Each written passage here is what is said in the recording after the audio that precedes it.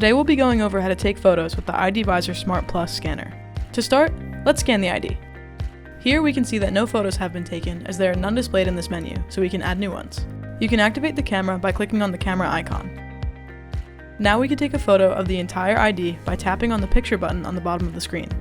You can retake the photo by clicking on the X button, or save it with the check, which saves the image to the scanner. Next, we can take a close-up picture of the ID photo, or in real time take a photo of the person's face.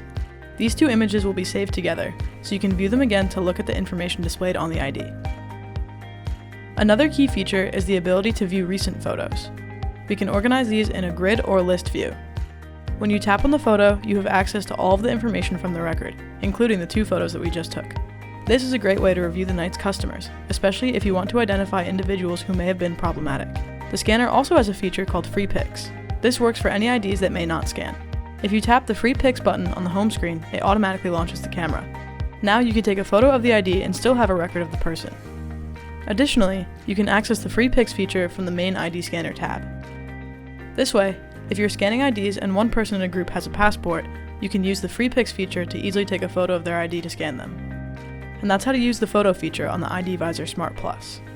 For more information, visit IDScanner.com.